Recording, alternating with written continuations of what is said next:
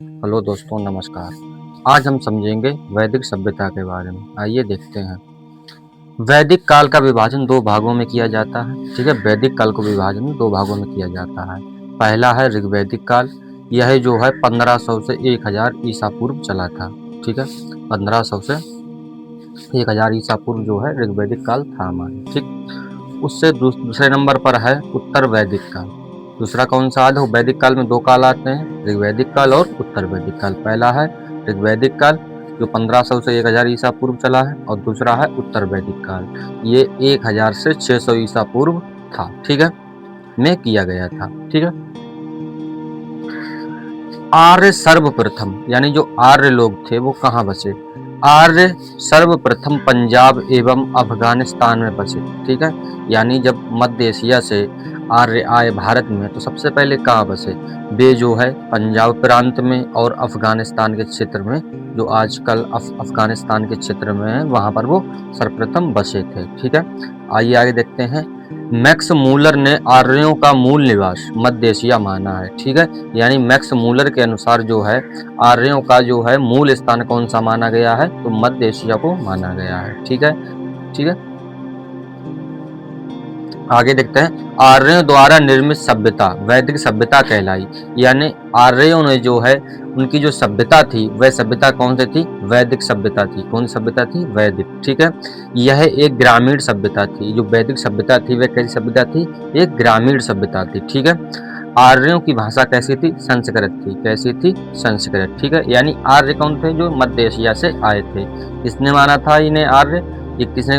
आर्य मूलक ने कहा था कि ये मध्य एशिया से आए हैं। ठीक है, आगे देखते हैं। आर्य शब्द भाषा समूह को इंगित करता है। यानी आर्य शब्द जो है एक आर्य भाषा समूह को भी इंगित करता है। जैसे आर्य लोग जो थे वो संस्कृत ही बोलते थे, और जो यहाँ के मूल निवासी थे वो संस्कृत नहीं बोलते थे। ठीक है, इसलिए ही उनको हम आर्य कहते थे। आर्य एक भाषा के क्षेत्र पर जो है एक नाम था। क्या नाम था? आर्य। ठीक है, कौन सी भाषा बोलते थे? संस्कृत भाषा बोलते थे। ठीक है, आइए आगे देखते हैं।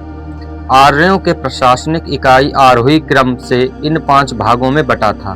यानी कि आर्यों की जो प्रशासनिक इकाई, यानी आर्य जो है प्रशासन शासन करते थे, इनकी इकाई 5 प्रकारों से बटी थी। 5 भागों में बटी थी आर्यों की इकाई। ठीक है, कितने भागों में बटी थी? 5 भागों में बटी थी। पहला था कुल, यानी कि एक कुल होता था। ठीक है, आपने देखा होगा हमारे कुल यानी परिवार। ठीक है, जिसे परिवार भी कहते हैं, ये हमारे कुल का है। ठीक है, ठीक है, ये 5 प्रकार से आरोही क्रम में बटे हुए थे। आर्यों के प्रशासनिक इकाई कितने भागों में बटी थी? 5 भागों में बटी हुई थी। ठीक है, तो पहला था कुल। ठीक है, यानी कुल शब्द है, यानी आपके कुल में कौन कौन है? यानी कि परिवार का आपका। ठीक है, यानी आपके परिवार का कौन कौन से। ठीक है, उसको तो सबसे पहला संगठन आर्यों का संगठन कौन सा था? कुल था। कौन सा था? कुल। यानी कि यहाँ से ये जो लोग प्रशासन की इकाई शुरू हो जाती थी कुल से। उसके बाद आता था ग्राम। ग्राम मतलब गांव। ठीक है, फिर विश, फिर जन, फिर राष्ट्र। विश मतलब जो हो जाता है एक तरीके से थोड़ा बड़ा क्षेत्र हो जाता है। जैसे जिला पंचायत सदस्य होता है, उसी प्रकार से जो है इतने बड़े क्षेत्र को हम विश टाइम विश कहते थे। क्या कहते थे? विश। और जन। ठीक है, और एक जो है पूरे जो है का नाम जनपद के हिसाब से जो है एक जन को जो हम जनपद कहते थे। ठीक है, और जन से ये ही राष्ट्र बनता था। और ग्राम के मुखिया ग्रामीणी, विश्व का प्रधान विश्वपति।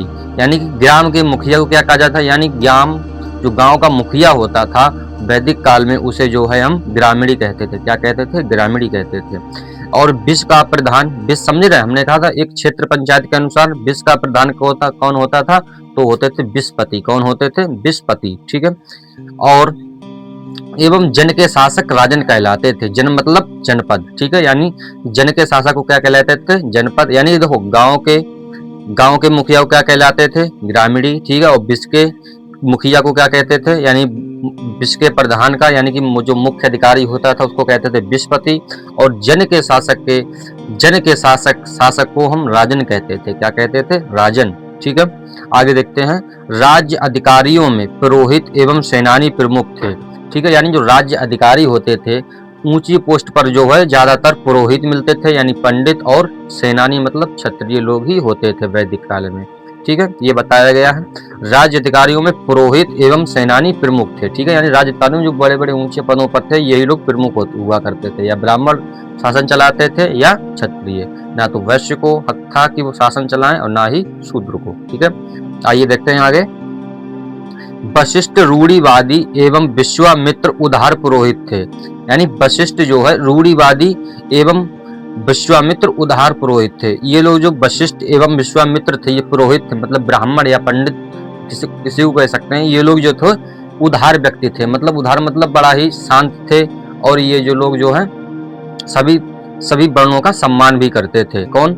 वशिष्ठ ऋषि और जो है विश्वामित्र ऋषि, ठीक है। आइए आगे देखते हैं। सूत, रथकार एवं कंबादी नामक अधिकारी रत्नी कहे जाते थे, यानी जो सूत अधिकारी होते थे, रथकार एवं कंबादी नामक अधिकारी क्या कहलाए जाते थे? रत्नी कहलाए जाते थे। क्या कहलाए जाते थे? रत्नी, ठीक है। इनकी संख्या राजा सहित करीब 12 हुआ करती थी। इनकी संख्या कितनी हुआ करती थी वैदिक काल में? 12, और राजा को मिलाकर, ठीक है। आइए आगे देखते हैं। पुरुप, ठीक है। पुरुप दुर्गति एवं स्पष्ट जनता की गतिविधियों को देखने वाले गुप्तचर होते थे, ठीक है। देखो पूर्व किसे कहते थे? पूर्व जो है हम दुर्गपति को कहते थे, यानी किसी का महल होता था तो उसके जो है उस महल को क्या कहते थे? हम पूर्व। और स्पष्ट किसको कहते थे? स्पष्ट जो है उसे कहते थे जो है एक तरीके का गुप्तचर होता था, यानी कि राज्य में घूम घूम कर जो है गुप्त सूचनाएं जो है राजा को देता था। तो उस काल में उस व्यक्ति को हम कहते थे स्पष्ट। क्या कहते थे? वैदिक काल में उस व्यक्ति को क्या कहते थे? स्पष्ट, ठीक है। आइए आगे देखते हैं। बाजपति, देखो बाजपति किसे कहते हैं? गोचर भूमि का अधिकारी होता था। बाजपति जो है गोचर भूमि का अधिकारी होता था। आइए आगे देखते हैं। उग्र, उग्र किसे कहा जाता है? ठीक है, उग्र किसे कहा जाता था? आइए आगे देखते हैं। अपराधियों को पकड़ने का कार्य करता था, यानी कि इस टाइम जो है अपराधियों को कौन पकड़ता है? पुलिस पकड़ती है, लेकिन उस टाइम जो है वैदिक काल में भी पुलिस के नाम पर, इसे मालूम हम लोग घर के लोग, अभी लोग वर्तमान में क्या कहते हैं? पुलिस कहते हैं, लेकिन उस टाइम इसे पुलिस के अधिकारियों के रूप में काम करते थे उग्र। कौन करते थे? उग्र, ठीक है। आगे देखते हैं। भागदूह, राज्य सब एकत्रित करने वाला अधिकारी था। कौन सा था? भागदूह, ठीक है। अभी तो हम खजांची कहते हैं, ठीक है, या वित्त मंत्री भी कहते हैं, ठीक है। आगे देखते हैं। भागदूह राजस्व कर एकत्रित करने वाला अधिकारी था, यानी राजस्व जो है इकट्ठा कौन करता था? वैदिक काल में जो राजस्व इकट्ठा करता था उस अधिकारी को क्या कहा जाता था? भागदूह। और अभी वर्तमान में क्या कहते हैं? कलेक्टर कहते हैं, जिसे कलेक्टर या डीएम जो कहते हैं, ठीक है। आगे देखते हैं। ऋग्वेद में किसी तरह के न्याय अधिकारी का उल्लेख नहीं है, यानी कि ऋग्वेद में किसी भी प्रकार का न्याय अधिकारी का उल्लेख नहीं है, यानी कि ये आदमी जो है न्याय करता था। ऋग्वेद में किसी प्रकार का उल्लेख नहीं है कि हाँ यही आदमी जो है न्याय करेगा। ज्यादातर पुराने जमाने में जो है राजा लोग ही न्याय करते थे, ठीक है, यानी कोई राजा से ऊपर जहाँ कोई बड़ा कोई न्यायाधिकारी नहीं होता था, ठीक है। आगे चलकर भी यही प्रथा अपनाएगी, राजा से ऊपर कोई अधिकारी नहीं, लेकिन छोटे छोटे बाद में जो है न्यायाधिकारी नियुक्त कर दिए गए थे, लेकिन ऋग्वैदिक काल में कोई भी न्याय व्यवस्था का वर्णन नहीं मिलता है, ठीक है। आगे देखते हैं। सभा एवं समिति राजा को सलाह देने वाली संस्था थी। हम किस काल की बात कर रहे हैं अभी? ठीक है, तो ऋग्वैदिक काल चल रहा है। उस टाइम यानी कि 1500 से 1000 ईसा पूर्व, बताओ हमारे देश में जो है सभा होती थी, समितियां होती थी। सोचो, सभा एवं समिति राजा को सलाह देने वाली संस्था थी। राजा को जो है सलाह देती थी, कोई काम राजा करता था तो उसके लिए एक संस्था बनाई जाती थी, सभा बैठती थी, और जो सभा जो है राजा को सलाह देती कि आप ये काम करें, ये गलत है या सही है, इसका निर्णय होता था। जैसे सही है इसका निर्णय होता था। जैसे वर्तमान में अभी प्रधानमंत्री चलाने के लिए एक मंत्रिमंडल दिया गया होता है, उसी प्रकार जो है हमारे जो पास्ट काल में भी ये सभाएं होती थी, ठीक है, सभाएं संस्था होती थी, मंत्री होते थे, मंत्रिमंडल भी होते थे। आइए आगे देखते हैं। सभा श्रेष्ठ, यानी सभा श्रेष्ठ एवं संभ्रांत लोगों की संस्था थी। सभा जो है श्रेष्ठ लोगों की संस्था थी, और समिति सामान्य जनता एवं प्रतिनिधि करती थी। यानी देखो, सभा जब बैठती थी तो यहाँ पर बड़े बड़े जो अधिकारी होते थे राजा के या मंत्री होते थे वो लोग बैठते थे, और समिति जब बनाई जाती थी इसमें जो लोग जो है सामान्य जनता भी भाग लेती थी, ठीक है, यानी सामान्य जनता भी उस सभा में भाग ले सकती है, ठीक है। उस सभा को हम समिति कहते थे, क्या कहते थे? समिति कहते थे, ठीक है। इसके अध्यक्ष को, यानी कि समिति के अध्यक्ष को कहा जाता था वैदिक काल में, ठीक है। तो इसके अध्यक्ष को जो है हम ईशान कहा कहते थे, क्या कहते थे? ईशान, क्या कहते थे? ईशान, नाम ध्यान रखना।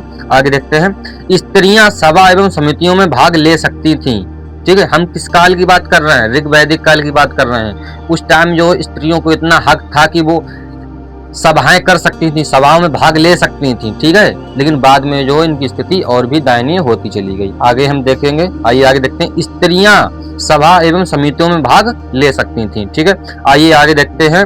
युद्ध में कबीले का नेतृत्व राजा करता था, यानी कि युद्ध में जो है नेतृत्व, कबीले का नेतृत्व कौन करता था? राजा करता था। आइए आगे देखते हैं। युद्ध के लिए गविष्ट शब्द का प्रयोग किया जाता था। युद्ध के लिए क्या सा शब्द प्रयोग किया जाता था? गविष्ट, ठीक है, जिसका अर्थ है गायों की खोज, ठीक है, गायों की खोज। देखो पास्ट काल में जो है लोग गायों के लिए लड़ते थे कि जिसके पास जितना गाय होगी वह उतना ही धनी माना जाएगा और उतना ही समृद्ध माना जाएगा, ठीक है। क्यों? क्योंकि उस टाइम जो है लोग गाय ही मुख्य स्रोत थी वहां का। देखो गाय दूध देती थी, उससे ही लोग थे और गांव से ही लोगों की जो है धनवान का ही परिचय होता था, ठीक है। समझे नहीं समझे? यानी गायों के लिए युद्ध होता था कि जिसके पास जितनी गाय होंगी वह इतना ही शक्तिशाली राजा होता होगा, ठीक है। इसीलिए युद्ध का नाम गविष्ट रखा जाता था। उस युद्ध के लिए गविष्ट का प्रयोग है। गविष्ट मतलब गायों की खोज। गविष्ट का मतलब क्या है? गायों की खोज के लिए जो है युद्ध किया जाता था, ठीक है। युद्ध, ठीक है। दशराग युद्ध का उल्लेख भी ऋग्वेद काल में मिलता है। आइए देखते हैं। दशराग युद्ध का उल्लेख ऋग्वेद के 10वें मंडल में है, ठीक है। ऋग्वेद के 10वें मंडल में इसका दशराग युद्ध का जो है विवरण मिलता है हमें। आइए आगे देखते हैं।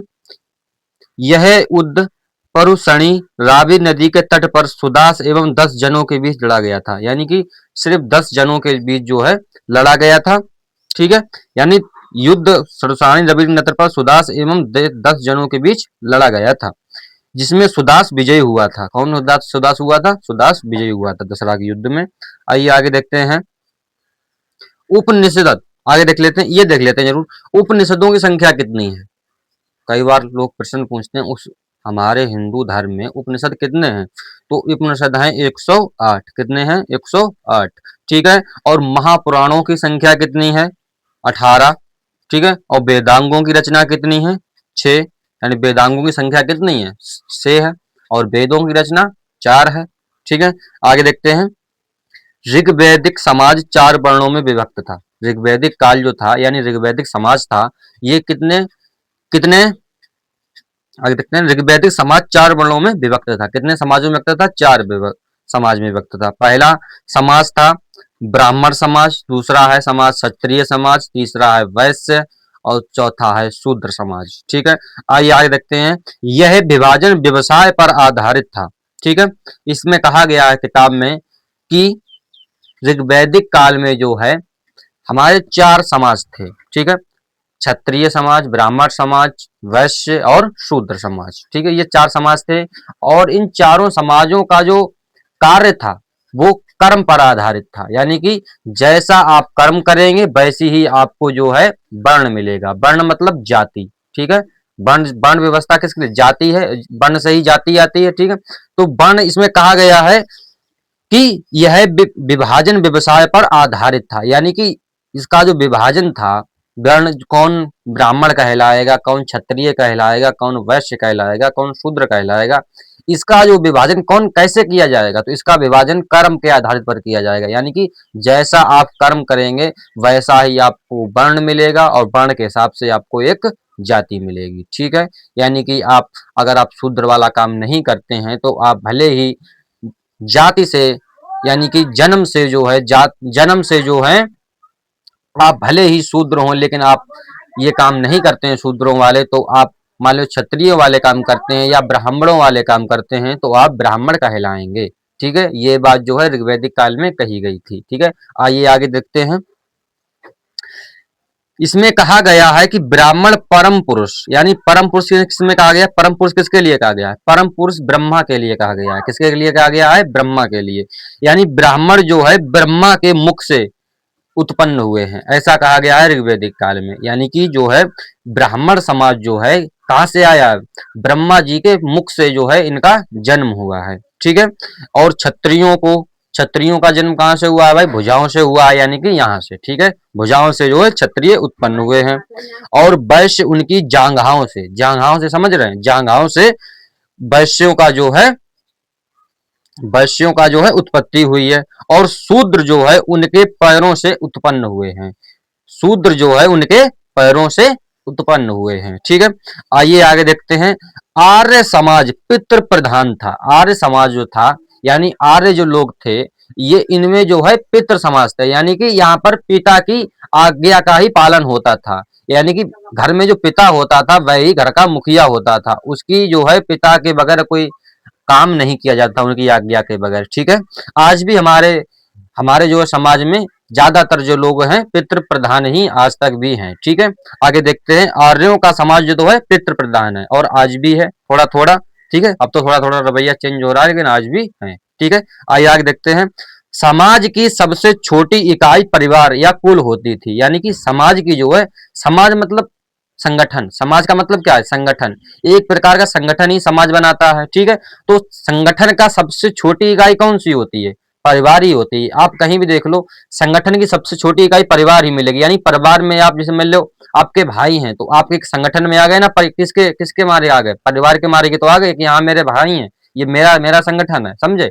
ये जो है संगठन की शुरुआत कहाँ से होती है, परिवार से होती है, या कुल से होती है। कुल मतलब जाति से। ठीक है। यानी परिवार से हमारी कुल होती है, यानी कि हमारा जाति से हमारा संगठन बनता है। ठीक है। कोई किसी प्रकार की जाति हो, उसी प्रकार से हमारा संगठन भी बनता है। यही समाज में बताया गया है। ठीक है। आगे देखते हैं। आइए आगे देखते हैं। स्त्रियां इस काल में अपने पति के साथ यज्ञ कार्य में भी भाग लेती थी। ठीक है।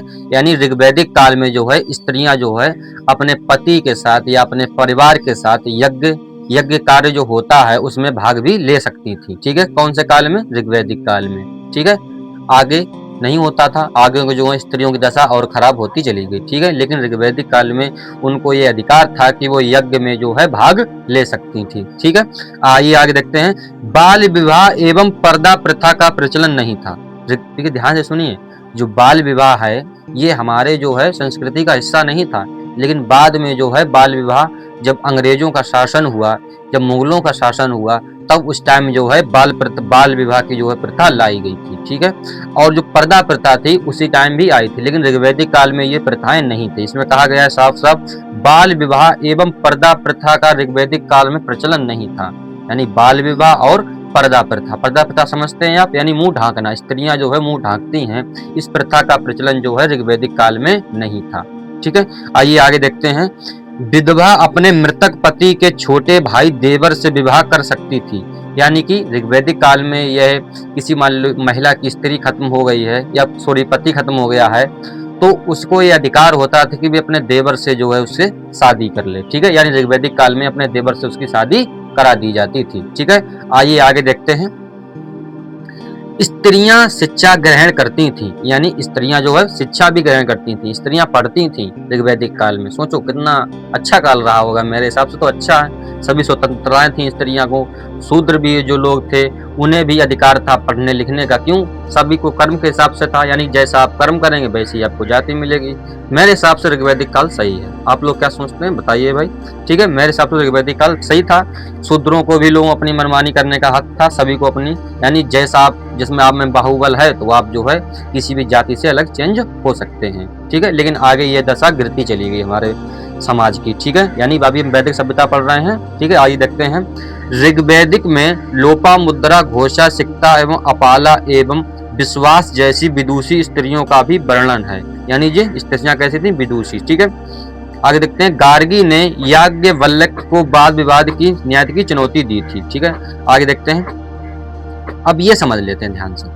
प्रमुख दर्शन एवं उनके प्रवर्तक, यानी कि दर्शन हमारे प्रकार कितने प्रकार के हैं, ठीक है, यानी कितने प्रकार के दर्शन पाए जाते हैं, आइए देखते हैं। तो पहला दर्शन है चारवाक। तो इसके जो चारवाक दर्शन भी बहुत अच्छा है, इसमें जो है नास्तिकता होती है, यानी कि चारवाक का मतलब है जो भगवान को नहीं मानते हैं, वो चारवाक दर्शन ऐसा दर्शन है कि वो लोग भगवान को नहीं मानते, ये मानते हैं कि सृष्टि में भगवान नहीं है, ठीक है, यानी कि भगवान कहीं भी नहीं, सृष्टि में क्या, कहीं आकाश पाताल लोक, कहीं सूर्य, कहीं भी भगवान नहीं है। चारवाक दर्शन का ये कहना है, ठीक है। और योग पद्धति में, योग पद्धति के प्रवर्तक कौन है, पतंजलि जी हैं, ठीक है। इसमें जो योग का मतलब होता है शून्य, आपके यानी कि योग का मतलब है आपको शून्य करना, ठीक है। और सांख्य योग के प्रवर्तक कौन थे, कपिल, ठीक है। और न्याय योग ना, न्याय जो दर्शन था, हमारे दर्शन देखो, मैं पहला दर्शन कौन था, चारवाक, दूसरा योग, तीसरा सांख्य और चौथा न्याय के जो है प्रवर्तक कौन थे, यानी संस्थापक कौन थे, तो गौतम थे, ठीक है। और का नाम पांचवा जो है पूर्व मीमांसा के प्रवर्तक कौन थे, जैमिनी थे, ठीक है। यानी ये सब इतने दर्शन जो है सब भारत के दर्शन है। सोचो, बहुत देश है उनके पास एक भी दर्शन नहीं, लेकिन हमारे पास तो पूरा भंडार है, समझे नहीं समझे। हम लोग सिर्फ एक दर्शन पर टिके हुए कि ये हमारा, यार सब हमारा है, ठीक है। ये देखो, चारवाक, योग, सांख्य, न्याय, पूर्व मीमांसा एवं उत्तर मीमांसा एवं शैक्षविक, इतने जो है हमारे संस्कृति में दर्शन पाए गए हैं। आगे देखते हैं, ठीक है, आगे देखते हैं। जीवन भर अविवाहित रहने वाली महिलाओं को अमाजू कहा जाता था, यानी कि जिन स्त्रियों की बारात नहीं होती थी ऋग्वैदिक काल में, उन्हें अमाजू कहा जाता था। क्या कहा जाता था, अमाजू, ठीक है। आगे देखते हैं। विवाह के समय मिलने वाले उपहार को बहुतू कहते थे। क्या कहते थे, बहतू। इससे हमें पता चलता है कि ऋग्वैदिक काल से ही दहेज प्रथा का प्रचलन था कि नहीं था। देखिए, इसमें बताया विवाह के समय मिलने वाले उपहार को बहतू कहते थे। क्या कहते थे, बहतू, ठीक है। यानी कि उस टाइम भी आप विवाह करते थे तो कुछ ना कुछ उपहार के तौर पर दिया जाता था। वही उपहार बढ़ते बढ़ते आज इतना बड़ा दर्द बन गया है समाज के लिए। सभी मुस्लिम हो चाहे हिंदू हो, सभी समाजों के लिए जो है दहेज प्रथा एक जहर धीरे धीरे बनता चला जा रहा है, ठीक है। यही जो इसका प्रचलन जो है ऋग्वैदिक काल में भी हमें मिलता है, ठीक है, सब ठीक है। आगे देखते हैं, ठीक है, आगे देखते हैं। जीविका पार्जन के लिए वेद व्यांग पढ़ाने वाला अध्यापक उपाध्याय कहलाता था, ठीक है। यानी कि जो वेद पढ़ाते थे अध्यापक लोग ऋग्वैदिक काल में, उन्हें जो है हम उपाध्याय कहते थे। क्या कहते थे, उपाध्याय कहते थे, ठीक है। क्या कहते थे, उपाध्याय कहते थे, ठीक है। आइए आगे देखते हैं, ठीक है, आइए आगे देखते हैं। आर्यों के मनोरंजन के मुख्य साधन थे, यानी कि आर्य लोग जो थे, मतलब हिंदू, आर्य से मतलब किसका है, हिंदुओं का मतलब है, ठीक है, ठीक है। जितने भी हिंदू लोग हैं उनसे जो है आर्यों का मतलब एक संबंध, घनिष्ठ संबंध है, ठीक है। इन आर्यों से ही जो है यहाँ के मूल निवासियों को जो है सही तरीके से पहचान मिल पाई है, ठीक है। आगे देखते हैं। आर्यों के मनोरंजन के प्रमुख साधन कौन कौन से थे, तो संगीत था, ठीक है, गाना भाई सुनते थे भी लोग, गाते भी थे, एवं रथ दौड़ था, घुड़दौड़ था, एवं घृत कीड़ा समझ ले, दंगल, जिसे लोग हमारे मूल भाषा में लोग दंगल कहते हैं या कुश्ती लड़ना कहते हैं, ठीक है। क्या कहते हैं, घृत कीड़ा मतलब लड़ना, ठीक है। आर्यों का मुख्य व्यवसाय क्या था, यानी कि वो क्या काम करते थे आर्य लोग, तो के पशुपालन करते थे, यानी कि पशुओं को पालते थे, और कृषि करते थे, यानी मतलब खेती करते थे, ठीक है। आइए देखते हैं। आर्यों का मुख्य पेय पदार्थ सोमरस था। क्या था, सोमरस, बहुत अच्छे, सोमरस समझ रहे हो। सोमरस उस टाइम का एक मादक पदार्थ होता था। मादक पदार्थ मतलब एक तरीके से इस टाइम से अगर कंपेरिजन करें तो शराब को कहते थे। किसको कहते थे, शराब को। यानी कि आर्यों का मुख्य पेय पदार्थ कौन था, सोमरस, ठीक है। यानी कि लोग कहते भी हम पिए तो शराब, दूसरा पिए तो सोमरस, ठीक है। यानी देवता पिए तो सोमरस, हम पिए तो शराब, ठीक है, या दारू, ठीक है। आगे कहते हैं आर्यों का जो मुख्य पेय पदार्थ कौन था, सोमरस, जिसे हम दारू भी कहते हैं या शराब भी कह सकते हैं, ठीक है। यह वनस्पति से बनाया जाता था, ठीक है। जो सोमरस था ये वनस्पतियों से बनाया जाता था, लेकिन आजकल दारू जो है कई प्रकार के केमिकल भी मिलाए जाते हैं, लेकिन जो है सोमरस में जो है किसी प्रकार का केमिकल नहीं मिलाया जाता था, ठीक है। आइए आगे देखते हैं। आर्य मुख्यतः 3 प्रकार के वस्त्रों का प्रयोग करते थे। जो 3 प्रकार के वस्त्र पहनते थे आर्य।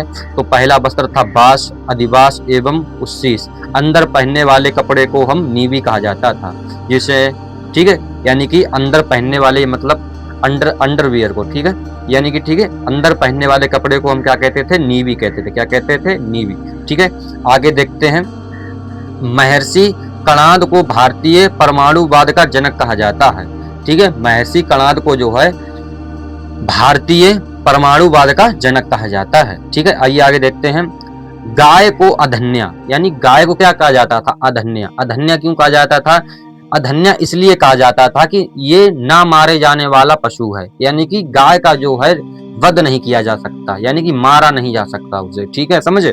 गाय को अधन्या या ना मारे जाना वाला पशु योग्य श्रेणी में रखा गया था, यानी कि आप सभी पशुओं को मार सकते हैं ऋग्वैदिक काल में। ठीक है, लेकिन गाय को जो है आप नहीं मार सकते किसी भी हालत में, उसे उस श्रेणी मारने वाले श्रेणी में रखा ही नहीं गया। ठीक है, आगे देखते हैं। गाय की हत्या करने वाले या उसे घायल करने वाले के लिए वेदों में मृत्यु दंड, समझ रहे, यानी कि गाय को आपने अगर चोट भी पहुंचाई है या किसी गाय की आपने हत्या कर दी है तो आपको मृत्यु दंड मिलता था ऋग्वैदिक काल में। ठीक, क्या मिलता था? मृत्यु दंड, अथवा या देश से निकाले जाने की व्यवस्था की गई थी। ठीक है, इतना कठोर दंड था ऋग्वैदिक काल में गाय के लिए। ठीक है, तभी तो लोग महात्मा लोग जो है गाय के लिए इतना करते हैं। ठीक है, समझे, यानी वो पीछे वाले को भी मान रहे हैं। ठीक है, इसमें बताया गया है कि जो है गाय को अगर आप मारते हैं तो आपको मृत्यु दंड या इस देश से भी निकाला जा सकता है, इतना कठोर दंड दिया जाता था। ठीक है, आइए आगे देखते हैं। वैदिक काल में एक धनी व्यक्ति को गोमत कहा जाता था, यानी कि जो धनवान लोग होते थे उन्हें जो है गोमत कहते थे। क्या कहते थे? गोमत। ठीक है, आइए आगे देखते हैं। आर्यों का प्रिय पशु घोड़ा एवं सर्वाधिक प्रिय देवता इंद्र थे। बहुत बढ़िया। आर्यों का जो सबसे प्रिय पशु कौन था भाई? घोड़ा था। घोड़ा क्यों था? क्यों? घोड़े से ज्यादातर राजा लोग, हमारे जो राजा लोग थे वो अधिकतर लड़ते रहते थे। ठीक है, तो घोड़ा जो है उनके लिए बहुत ही अच्छा पशु था इसलिए। ठीक है, आगे देखते हैं। आर्यों द्वारा खोजी गई धातु लोहा थी, यानी कि आर्यों ने जिस धातु की खोज की थी वो धातु कौन सी थी? लोहा थी। ठीक है, यानी कि लोहा को जो है 1000 से 1500 ईसा पूर्व ऋग्वैदिक काल में ही खोज लिया गया था। आर्यों के द्वारा इसमें जो है इसका प्रयोग किया जाने लगा था। ठीक है, आगे देखते हैं। जिसे श्याम आयास कहा जाता था। किसे कहा जाता था? जिसे क्या कहा जाता था? श्याम आयास कहा जाता था। ठीक है, तांबे को लोहित आयास भी हम कहते हैं। ठीक है, आइए आगे देखते हैं। भारतीयों को लोहे का ज्ञान ईसा पूर्व 8वीं सदी में हुआ था, यानी कि भारतीयों यानी भारत के लोगों को जो है 8वीं ईसा पूर्व जो है 8वीं ईसा पूर्व जो लोग हैं लोहे का ज्ञान हो गया था। ठीक है, आगे देखते हैं। अब थोड़ा इनमें भी प्रकाश डाल लेते हैं। ऋग्वैदिक कालीन नदियां, यानी ऋग्वैदिक काल में कौन कौन सी हमारे देश में नदियां होती थी। वो नदियां आज भी हैं लेकिन उनके नाम चेंज कर दिए गए हैं, कुछ सूख भी गई हैं, कुछ लुप्त हो गई हैं। ठीक है, आगे देखते हैं। जो देखो, प्राचीन नाम था कुर्ब, जो अभी आधुनिक नाम है कुर्रम। ठीक है, और प्राचीन कुंभा, अभी वो का नाम वर्तमान में इसका नाम है काबुल। क्या नाम है? काबुल। ठीक है, ऐसी ही 10-12 नदियां हैं। ठीक है, आइए आगे देखते हैं। व्यापार हेतु दूर दूर तक जाने वाला व्यक्ति को हम पणी कहते थे, यानी व्यापार जो लोग करते थे, समझे, यानी वैश्य लोग। ठीक है, वैश्य लोगों को वही अधिकार था कि वो जो है व्यापार करें। ठीक है, व्यापार करके देश को उन्नति एवं धनवान बनाएं। ठीक है, तो व्यापार करने के लिए जो लोग दूर दूर जाते थे, देश से विदेश जाते थे लोग, ठीक है, तो उन लोगों को हम ऋग्वैदिक काल में पणी कहते थे। क्या कहते थे? पणी कहते थे। ठीक है, आइए आगे देखते हैं। लेन देन में वस्तु विनिमय की प्रणाली प्रचलित थी। ठीक है, बहुत बढ़िया।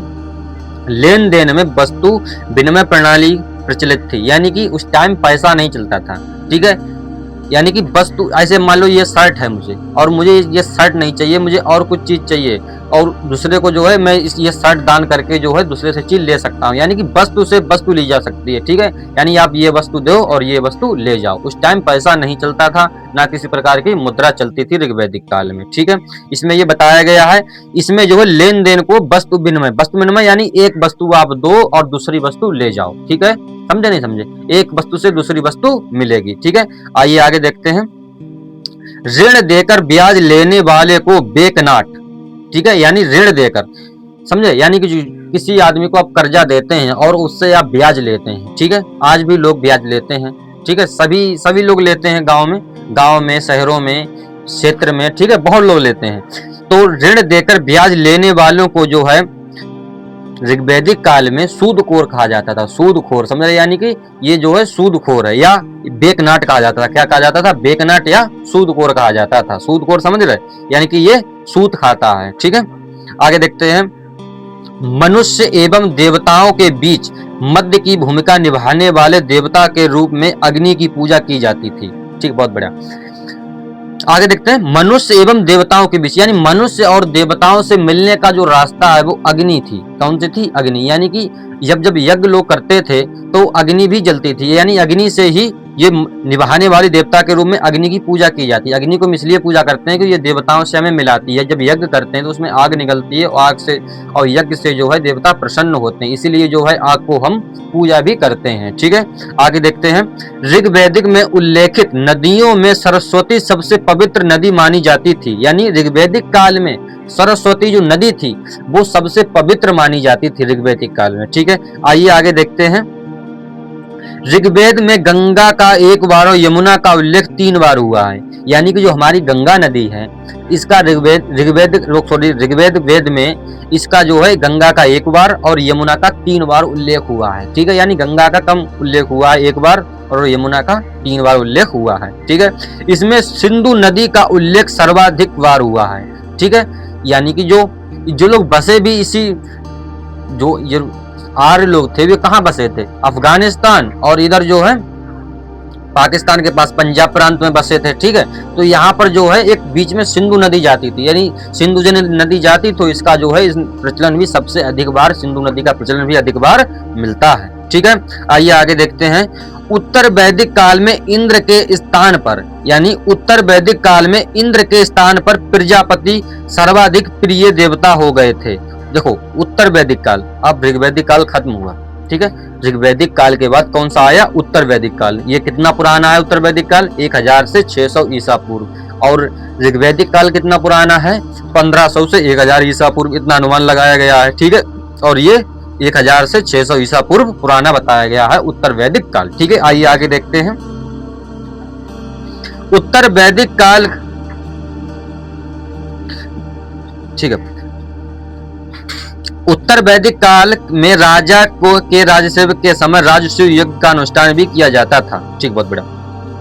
यानी उत्तर वैदिक काल में जो है जब राजा का राज्याभिषेक होता था तब जो है राजा लोग जो है राजसूय यज्ञ करते थे। राजसूय मतलब राजसूय यज्ञ, समझ रहे, यानी राजाओं को जो है सम्मिलित करते थे और अपना जो है राज्याभिषेक करवाते थे, ठीक है। आइए देखते हैं, उत्तर वैदिक काल में हल को सिरा कहते थे, यानी उत्तर वैदिक काल में हल को हम क्या कहते थे? सिरा कहते थे। क्या कहते थे? सिरा। क्या कहते थे? सिरा। और वह हल रेखा को, ठीक है, बहुत, हल रेखा को क्या कहते थे? सीता। अब भी लोग जो हल जोतते हैं इस मान लो हल चलाते हैं तो हल से जो है हल जोतते समय एक रेखा पड़ जाती है। हल समझ रहे हो?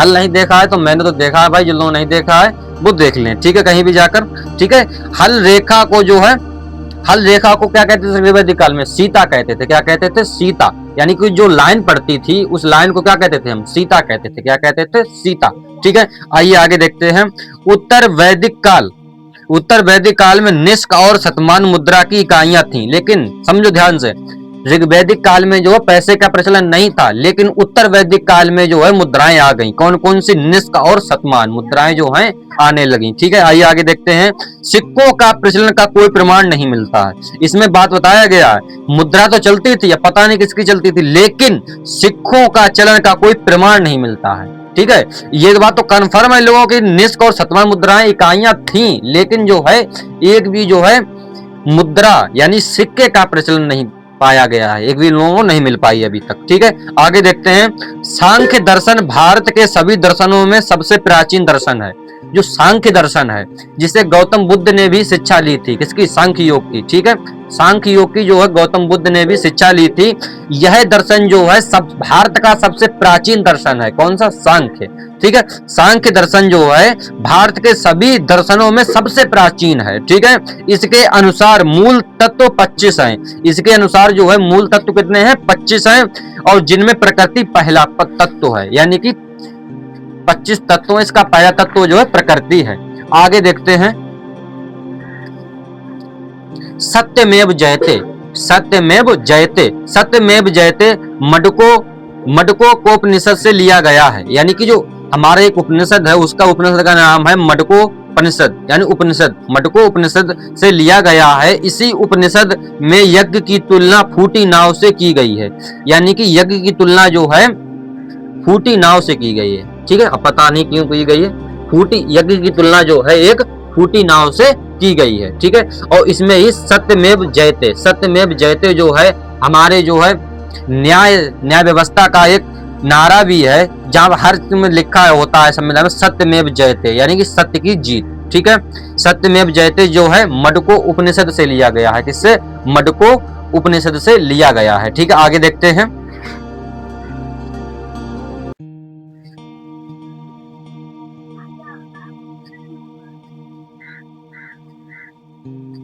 आइए आगे देखते हैं।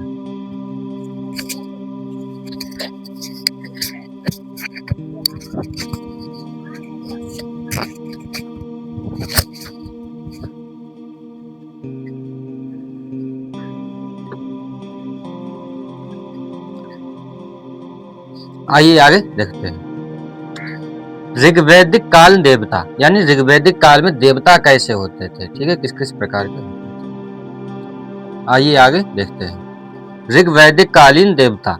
ठीक है, ऋग्वैदिक कालीन देवता कौन कौन थे? आइए देखते हैं। ठीक है, तो इंद्र, सबसे पहले इंद्रदेव थे। ये युद्ध का नेता एवं वर्षा का देवता होते थे। ठीक है, यानी इंद्र जो हैं वर्षा के देवता हैं और युद्ध के भी नेता यानी देवता माने जाते हैं इंद्र। ठीक है, आगे देखते हैं, अग्नि।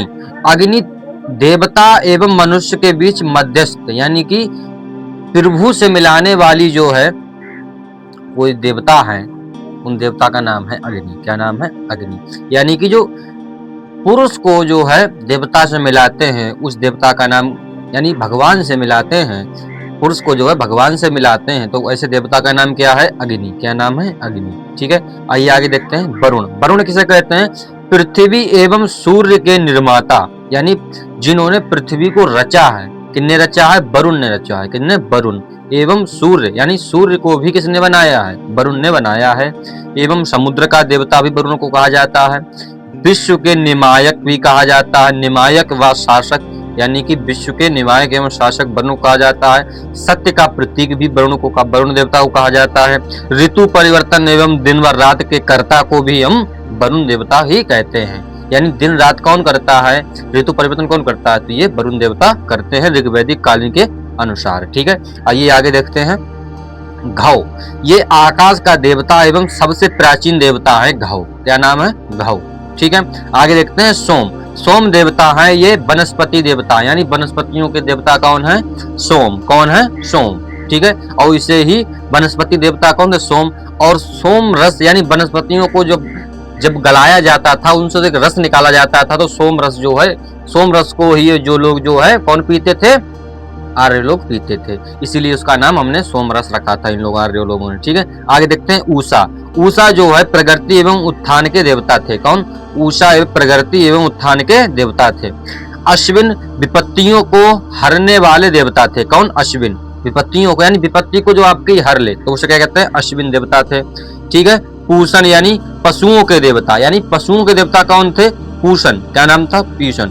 और विष्णु, विश्व के संरक्षक एवं पालनहर्ता, यानी कि विष्णु भगवान आज भी प्रचलित है हमारे देश में और हमारे समाज में भी, सभी समाजों में। ठीक है, आगे देखते हैं, विष्णु विश्व के संरक्षक, यानी विश्व की रक्षा करते हैं, एवं पालनहर्ता, यानी कि पालन करता भी है। यानी कि भगवान का एक स्टेटमेंट भी बड़ा पुराना है और काफी प्रचलित भी है कि वो भूखा उठाता है पर भूखा सुलाता नहीं है। ठीक है, तो ये जो है स्टेटमेंट इसलिए किनके भगवान के लिए प्रचलित होता है, ये विष्णु भगवान के लिए। ठीक है, समझे, यानी भूखा उठाता है पर भूखा सुलाता नहीं है, किसी प्रकार से आपका पेट जो है भर देंगे भगवान। ठीक है, आइए आगे देखते हैं। मरुत, आंधी तूफान का देवता को जो है मारुति या मरुत कहते हैं। क्या आपने सुना अभी हनुमान जी का नाम जो है मरुत, यानी मारुति भी पहला नाम था तो है। ठीक है, यानी आंधी तूफान देवता कौन थे, मरुत थे। क्या नाम था, मरुत। ठीक है, आइए आगे देखते हैं। ईसा पूर्व दूसरी सदी में, ईसा पूर्व जो है यानी दूसरी सदी ईसा पूर्व में राजाओं के उपयुक्त यज्ञ वेदी बनाने के लिए आपदा में व्यवहारिक ज्यामिति की रचना की गई थी। यानी कि यज्ञों की जो है व्यवहारिक बनाने के लिए यज्ञों की रचना की गई थी, क्योंकि व्यवहार अच्छा हो। ठीक है, आगे देखते हैं। गायत्री मंत्र, जो गायत्री मंत्र है, ओम भूर्भुवः स्वः तस्वितुर्वरेण्यं भर्गो देवस्य धीमहि धियो यो न प्रचोदयात्। ये जो गायत्री मंत्र है ये सवृत्र नामक देवता को संबोधित है। कौन से देवता को, संवृत्र। ठीक है, सवित्र, क्या नाम था, सवित्र देवता के लिए जो है संबोधित है। कौन सा, गायत्री मंत्र। गायत्री मंत्र जो है सवित्र नामक देवता को जो है संबोधित है, जिसका संबंध ऋग्वेद से है। जिसका संबंध किससे है, ऋग्वेद से है। लोगों को आर्य बनाने के लिए, ठीक है, यानी लोगों को आर्य बनाने के लिए विश्वामित्र ने गायत्री मंत्र की रचना की थी। ठीक है, यानी कि अब समझो यहाँ पर इसका क्या समझो, आर्य जो है मध्य एशिया से आए थे। ठीक है, वो थोड़े ही होंगे लोग, कोई भी आपके देश में बसने आता है, जैसे मान लो कोई गांव में आया है, ज्यादा 2-4 लोग होंगे, 10-12 लोग होंगे, ज्यादा तो होंगे नहीं, गांव के स्थानीय लोग ज्यादा होंगे। तो वहां पर जो है आर्य लोग यहाँ पर आए जब बसने भारत में, तब जो है यहाँ के जो स्थानीय लोग थे उन लोगों ने सोचा इन लोगों को भी हम आर्य बना लें, मतलब अपने जैसा बना लें। ठीक है, तो यहाँ पर इन्हें बनाने के लिए इनके लिए एक मंत्र का प्रयोग किया गया था। उस मंत्र का नाम था गायत्री मंत्र। ठीक है, इस गायत्री मंत्र रचना किसने की थी, विश्वामित्र ऋषि ने की थी। ठीक है, ठीक है, और ये किस देवता को लिए संबोधित करता है, ये जो है सवृत्र नामक देवता के लिए संबोधित है। ठीक है, समझे। तो यहाँ पर जो आर्य नहीं थे उनको आर्य बनाने के लिए किस मंत्र का प्रयोग किया गया था, तो वो गायत्री मंत्र का प्रयोग किया गया था। ठीक है, आइए आगे देखते हैं। श्राद्ध की प्रथा पहल दातृ ऋषि के बेटे निमि ने शुरू की थी। श्राद्ध मतलब समझ रहे हो, आत्मा को शांति देने वाली जो दिन तिरही दशमा अशमा जो होता है, ये जो है हमारे ऋग्वैदिक काल में ये सब नहीं था, ये बाद में आया है। कौन लाया है, एक दैत्यात्रेय ऋषि नामक एक ऋषि थे, उनके बेटे जो ऋषि खत्म हुए तो उनके बेटे ने जो है श्राद्ध प्रथा की जो है रचना शुरू की थी। ठीक है, क्या नाम था, निमि ने जो है इस प्रथा का प्रचलन किया था। कौन से प्रचलन है, श्राद्ध प्रथा का। ठीक है, आइए आगे देखते हैं। उत्तर वैदिक काल में कौशाम्बी नगर में प्रथम बार पक्की ईंटों का प्रयोग किया गया है। बहुत मस्त है। उत्तर वैदिक काल यानी कि 1000 से 600 ईसा पूर्व समझ रहे, ईस्वी नहीं है, ईसा पूर्व 1000 से 600 ईसा पूर्व पहले जो है उत्तर वैदिक काल में पक्की ईंटें पाई गई हैं। सोचो आप, पक्की ईंटें पाई गई हैं। ठीक है, आगे देखते हैं। महाकाव्य 2 हैं। ठीक है, हमारे इतिहास में महाकाव्य कितने प्रकार पाए हैं, 2 भैया है। पहला महाकाव्य कौन सा है, महाभारत है, जो हम सभी ने देखी है, सुनी है, समझी भी है थोड़ी थोड़ी। ठीक है, पूरी समझ में नहीं आई, धीरे धीरे समझ में। आगे देखते हैं। तो महाभारत है महाकाव्य, दूसरा है रामायण। कौन सा है, रामायण। ठीक है, आइए आगे देखते हैं। महाभारत का पुराना नाम जय संहिता है। क्या नाम है, जय संहिता, यानी महाभारत का पुराना नाम क्या है, जय संहिता। यह विश्व का सबसे बड़ा महाकाव्य है, यानी विश्व का जो है सबसे बड़ा महाकाव्य है। ठीक है, आइए देखते हैं। गौत्र नामक संस्था का जन्म उत्तर वैदिक काल में हुआ। बहुत अच्छा, बहुत बढ़िया क्वेश्चन है, बहुत बढ़िया। गोत्र यानी गोत्र मतलब जाति। ठीक है, यानी आप किस गोत्र से आते हैं। ठीक है, गोत्र मतलब जाति, गोत्र का मतलब जाति, समझे। गोत्र नामक संस्था समझ रहे हो, यहाँ पर झुंड लोग जुड़ते थे, जातियों में जोड़े जाते थे। ठीक है, जाति के अंदर जाति होती थी। कोई भी आप जाति उठाकर देख लो, ठीक है, जैसे मान लो आप निषाद राज है एक जाति, ठीक है, तो उसमें जो है कई जातियों को जोड़ा गया था। इसी जाति जोड़ने के लिए जो है हम गोत्र कहते हैं। क्या कहते हैं? आप किस गोत्र से आते हैं तो लोग कहते हैं निषाद राज, ठीक है। उसमें कई प्रकार की जो है जातियां जोड़ी गई हैं, ठीक है, समझ रहे हैं। इसी जोड़ने को जो है नाम गोत्र रखा गया है। ये कब शुरू प्रथा हुई? ये प्रथा जो है शुरू जब हुई उत्तर वैदिक काल में। कौन से? उत्तर वैदिक काल में, ठीक है। आइए आगे देखते हैं। अब दर्शन देख लेते हैं। अभी मैंने दर्शन की बात की थी, हमारे भारत में कितने प्रकार के दर्शन हैं, कौन कौन से दर्शन हैं, अब इनके बारे में डिटेल से समझेंगे, ठीक है। आइए देखते हैं दर्शन एवं विचारधाराएं, दर्शन एवं विचारधाराएं, ठीक है। आइए आगे देखते हैं रूढ़िवादी विचारधारा, रूढ़िवादी विचारधारा। इस संप्रदाय के प्रस्तावक वेदों की प्रामाणिकता पर सवाल नहीं उठाते हैं। यानी रूढ़िवादी विचारधारा है वो जो है वेदों के जो प्रामाणिकता पर सवाल नहीं उठाते, वो मानते हैं कि वेद हैं, ठीक है।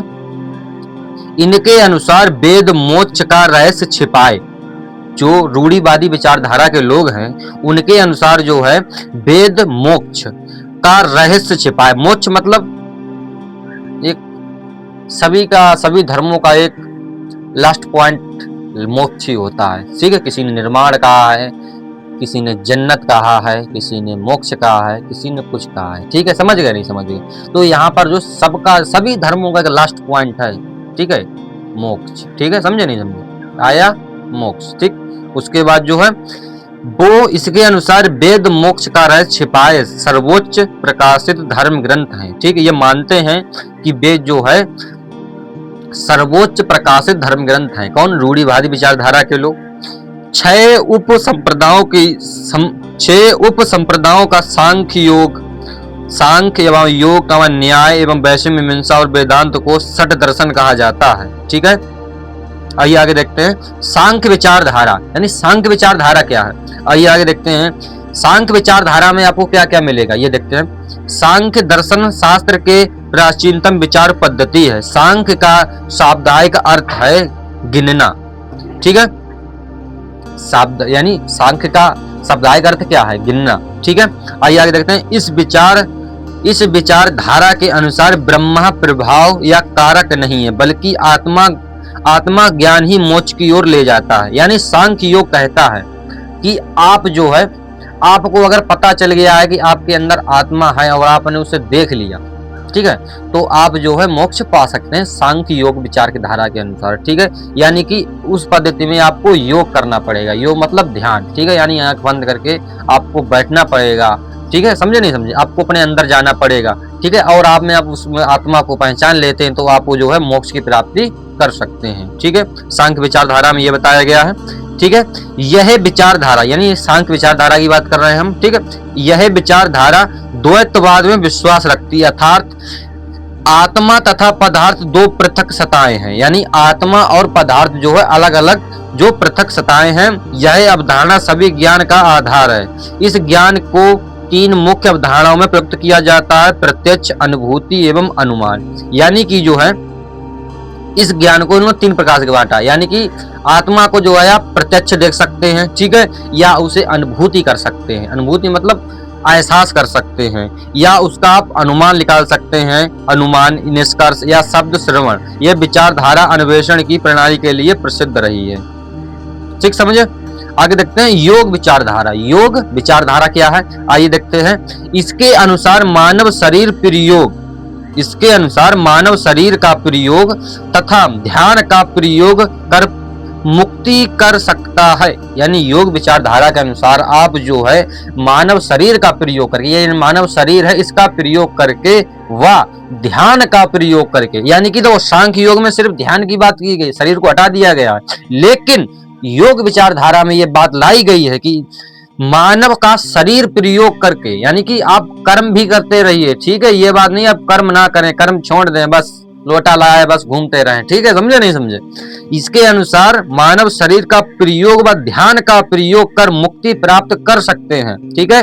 कौन सी विचारधारा के अनुसार? योग विचारधारा के अनुसार, ठीक है। मुक्ति प्राप्त करने के साधन है यम। यम मतलब स्व नियंत्रण का अभ्यास करना। स्व मतलब सांस, ठीक है। श्वा नियंत्रण यानी सांस का जो है नियंत्रण करना, ठीक है, इसे हम यम कहते हैं। नियम, ये आप नियम बना सकते हैं। व्यक्ति के जीवन को संतुलित करने वाले नियमों का पालन, यानी कि इसमें जो है नियम दिए गए। पहला यम, यम का मतलब होता है यानी सांस पर नियंत्रण। दूसरा होता है नियम, ठीक है, यानी कि आप जो है जीवन को संचालित कैसे करेंगे इसके नियम भी बताए गए हैं, ठीक है।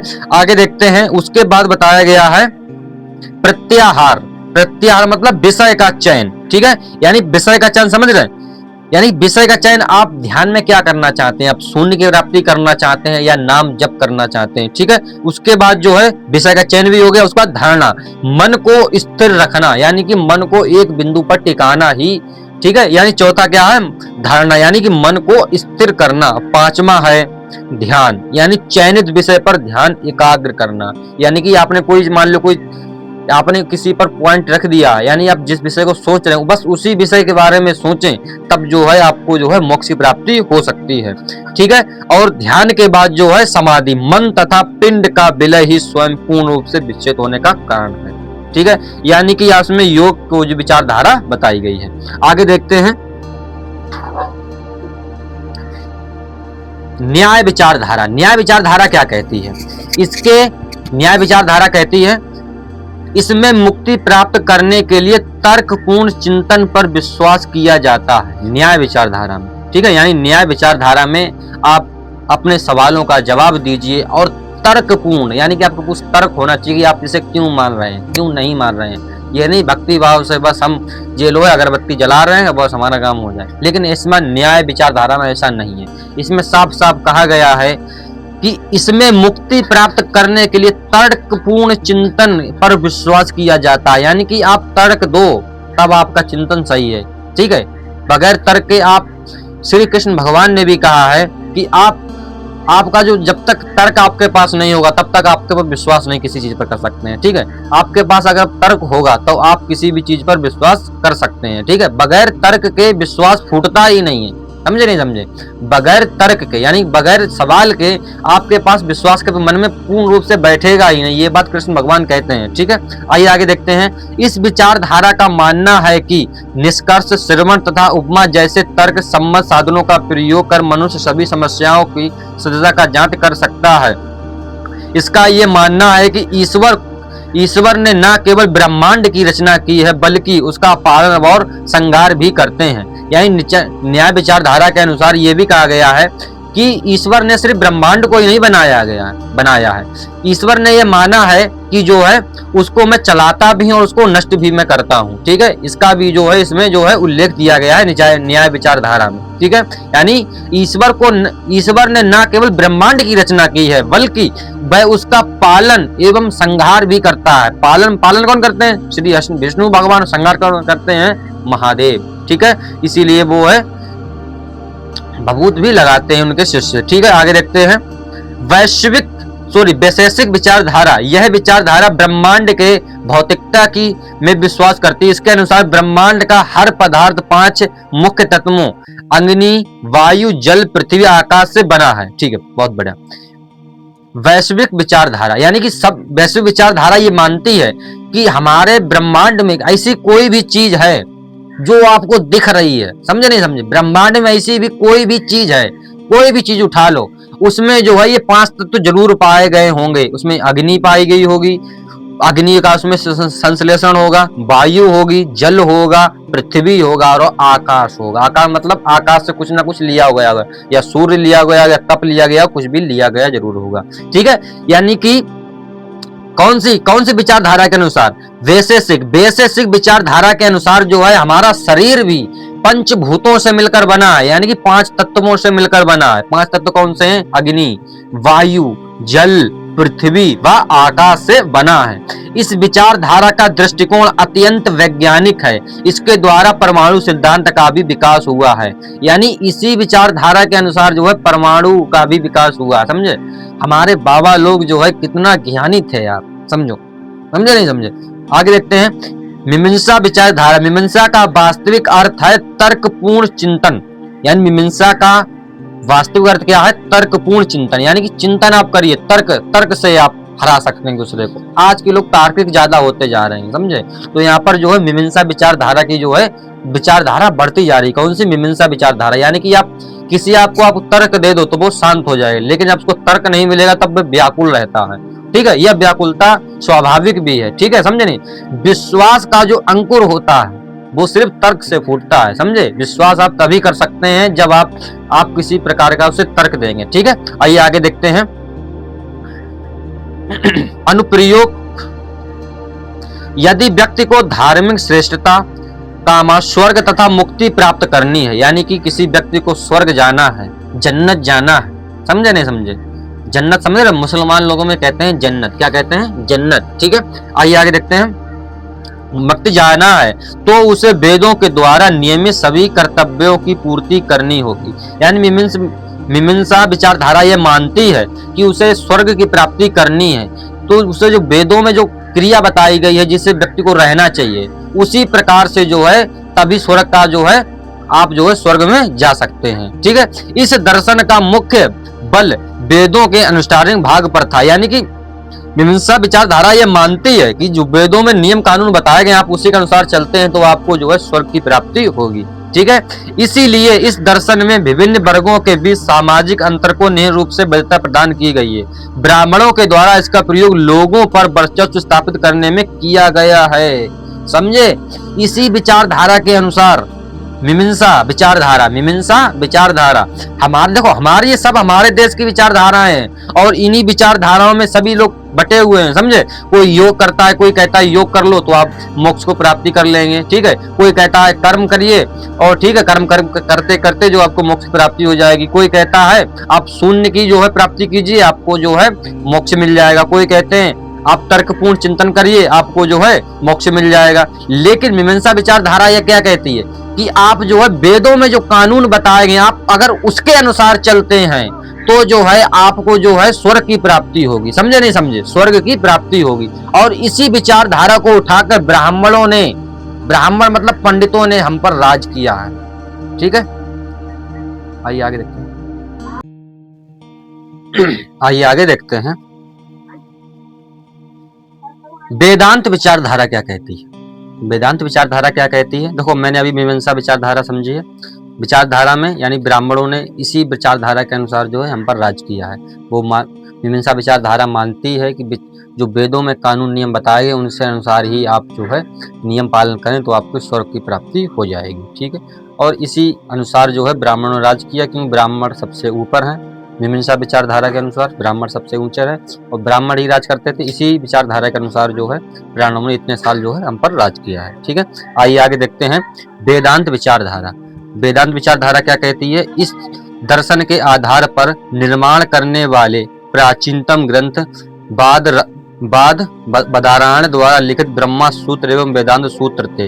इस दर्शन के अनुसार ब्रह्मा ही इस जीवन के वास्तविक हैं, यानी ब्रह्मा ही इस जीवन के जो है वास्तविक हैं, शेष सभी बातें मिथ्या होती है। इसके अनुसार स्वज्ञान हो जाने पर स्वतः की प्राप्ति ही ब्रह्म की अनुभूति कर मुक्ति प्राप्त हो जाती है।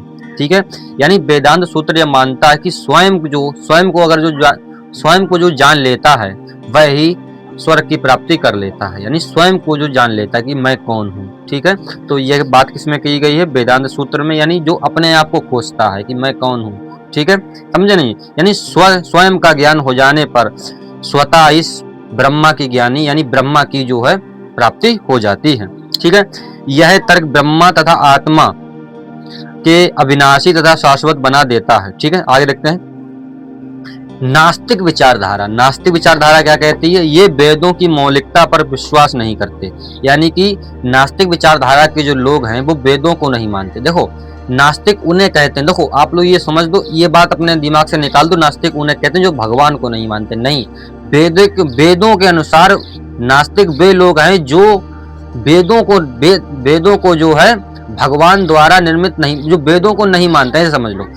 वेदों का कहना है कि जो वेदों को नहीं मानते हैं वो नास्तिक है। कौन है? नास्तिक, यानी कि वह जो है, और लोग क्या समझते हैं कि नास्तिक वो हैं जो वेदों को माने या ना माने, जो भगवान को नहीं मानते वह नास्तिक। नहीं, ऐसा नहीं है। भगवान को चाहे भले मान लो, लेकिन आप वेद को नहीं मानते हैं, तब आप जो है नास्तिक कहलाएंगे वेदों के अनुसार। ठीक है, आइए आगे देखते हैं। नास्तिक विचारधारा ये वेदों की मौलिकता पर विश्वास नहीं करते। ठीक है, इसीलिए इन्हें जो है इन्हें नास्तिक विचारधारा भी कहते हैं, क्योंकि ये लोग मानते हैं कि ये जो वेद हैं उनके उन वेदों पर विश्वास नहीं करते। ये कौन कौन लोग हैं? ये लोग भगवान के अस्तित्व पर प्रश्न खड़ा करते हैं। ठीक है, ये वेदों और भगवान के अस्तित्व पर भी प्रश्न खड़ा करते हैं। यानी कि ये कौन कौन लोग हैं? ये लोग यानी कि आप क्वेश्चन मार्क लगा देते हैं कि भगवान है कि नहीं। ये भी नहीं कहते कि भगवान नहीं है, और ये भी नहीं कहते कि भगवान है। ये कहते हैं स्वयं खोजो, स्वयं खोजो। इसमें कौन कौन से धर्म आते हैं? इसमें बौद्ध धर्म आता है। ठीक है, बौद्ध धर्म लोग जो है, ये कभी मत समझना कि ये लोग भगवान को नहीं मानते। नहीं, ये मानते भी नहीं और मानते भी नहीं, मानते भी नहीं है और मानते भी हैं, दोनों हैं। ठीक है, यानी क्वेश्चन मार्क लगा हुआ है। आपके ऊपर है, आपको अगर भगवान मिल जाए तो भगवान है, नहीं मिल जाए भगवान नहीं है। ठीक है, इसमें नास्तिक विचारधारा के लोग वेदों को नहीं मानते हैं। इसमें बौद्ध धर्म आता है, जैन धर्म आता है, और लोकायत एवं अज्ञान एवं आजीवक लोग भी आते हैं। अज्ञान, ठीक, लोकायत दर्शन के लोग भी आते हैं, और आजीवक दो दर्शन के लोग भी आते हैं, इसी विचारधारा के अनुसार, जो है वेदों को नहीं मानते हैं। ठीक है, आइए देखते हैं। अब लोकायत दर्शन समझ लेते हैं। लोकायत दर्शन एवं चारवाक विचारधारा। ठीक है, यानी चारवाक की विचारधारा क्या है ये समझ लेते हैं। बृहस्पति ने इस विचारधारा की नींव रखी। किसने? बृहस्पति ने। बृहस्पति एक ऋषि हुए हैं, उन्होंने इस विचारधारा की नींव रखी। इसकी चर्चा वेदों तथा बृहदारण्यक उपनिषद में भी मिलती है। इसके अनुसार ब्रह्मांड में केवल 4 तत्व हैं। इनके अनुसार जो है ब्रह्मांड में केवल 4 तत्व हैं।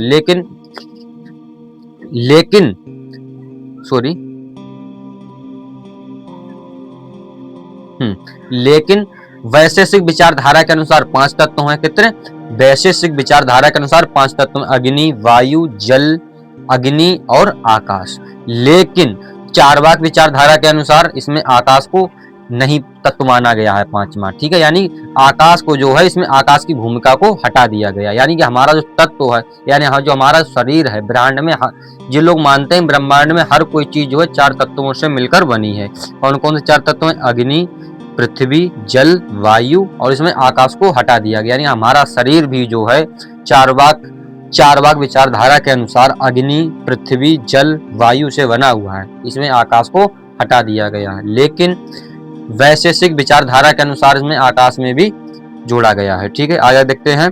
इस विचारधारा के समर्थक आकाश की गणना, यानी इस विचारधारा के समर्थक आकाश की गणना 5 भून तत्वों से भी नहीं करते हैं, क्योंकि वह मनुष्य के अनुभूति से परे है। यानी कि वे मानते हैं कि आकाश की जो अनुभूति है वो इंसान के माइंड में नहीं समा सकती है, इसलिए। ठीक है, इस विचारधारा के अनुसार इस विश्व के परे कोई अन्य जगत नहीं है। ठीक है, चारवाक की विचारधारा कहती है, चारवाक दर्शन, ठीक, चारवाक एक विचारधारा भी है और इसका दर्शन है लोकायत दर्शन। लोकायत दर्शन के लोग मानते हैं कि इस जगत, यानी जो पृथ्वी लोक है, इस लोक से अलावा और कोई अन्य लोक नहीं है। यानी और बाकी विचारधारा कहते हैं कि हमें मोक्ष लेना है, ठीक है, स्वर्ग जाना है। ठीक है, समझे नहीं समझे?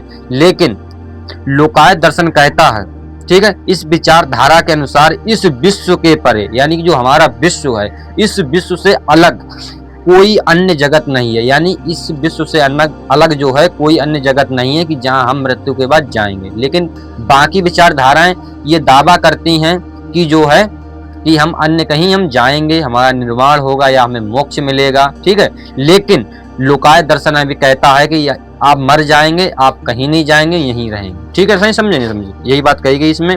इसीलिए मृत्यु मानव का अंत है। ये लोग मानते हैं कि जब मृत्यु आती है तो मनुष्य मर जाता है, ना उसमें कोई आत्मा है ना कोई कुछ भी है। ठीक है, समझे नहीं समझे? ये कौन? लोकायत दर्शन के लोग मानते हैं। ठीक है, इनका इसलिए मृत्यु जो है मानव का अंत है तथा सुख भोग ही मानव के जीवन का परम लक्ष्य होना चाहिए। यानी कि देखो, बाकी जितने योग विचारधारा हो गया, सांख्य हो गया, इन सब का जो है अलग अलग सिद्धांत हैं। योग विचारधारा के आप शून्य की प्राप्ति करें तो आपको भगवत प्राप्ति हो जाएगी, यानी कि आप अलग जगत में चले जाएंगे। ठीक है, समझे नहीं समझे? ऐसे मान लो एक दरिया है, ठीक है, उसमें जो है उस पार जो है कोई एक नया जगत मिला है। ये लोग, अन्य लोग ये इस बात की जो है, इस बात को मानते हैं कि इस दुनिया से एक अलग दुनिया है, स्वर्ग नरक वाली दुनिया। वहां पर जो है लोगों के पाप और जो है पुण्य का जो है हिसाब होता है। लेकिन चारवाक की विचारधारा कहती है कि वहां पर इस दुनिया के अलावा जो है और कोई दुनिया नहीं है। जो ये लोग चारवाक की विचारधारा के लोग उसी लोग को मानते हैं जो अपनी आंखों से देख सकते हैं, वो भगवान को भी नहीं मानते, ठीक है।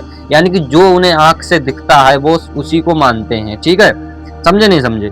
इसलिए जो है उनका परम लक्ष्य क्या है भैया? वो तो भगवान को मानते हैं कि हाँ मुझे भगवत प्राप्ति करने हैं, अच्छे काम करने नहीं करने हैं, ठीक है। तो वो उन लोगों का परम लक्ष्य है सुख भोग। सुख भोग समझ रहे? यानी कि अपनी इच्छाओं का भोग, यानी जो इच्छा है उसका भोग कर लो, ठीक है।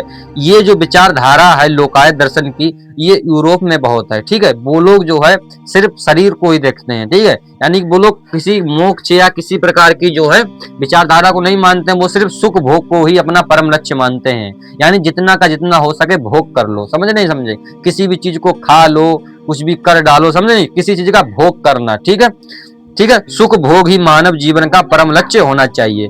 इसलिए चारवाक दर्शन के लोग कहते हैं खाओ, उन्होंने कहा खाओ पिए और मस्त रहो, इस सिद्धांत पर प्रतिपादन किया है, ठीक है। चारवाक विचारधारा के लोग कहते हैं खाओ पियो आराम से मस्त पड़े रहो, कोई दिक्कत नहीं, ना तुम कहीं स्वर्ग जा रहे हो ना तुम कहीं नरक जा रहे हो, ठीक है। आगे देखते हैं अज्ञान। अज्ञान अज्ञान विचारधारा भी एक है। कट्टरपंथी संशयवाद में विश्वास रखते हैं। इनके अनुसार ज्ञान प्राप्त करना असंभव है, यदि यह संभव ही है तो मोक्ष प्राप्ति के लिए व्यर्थ है। इसका विश्वास है कि अनंग भीता सर्वोत्तम है। आजीवक आजीवक विचारधारा क्या है इसके देखते हैं। आजीवक इसकी स्थापना मखली पुत्र गोसाल द्वारा ईसा पूर्व 6वीं शताब्दी में की गई थी। यह बौद्ध धर्म एवं जैन धर्म के विपरीत कर्म के सिद्धांत पर वे विश्वास नहीं करते।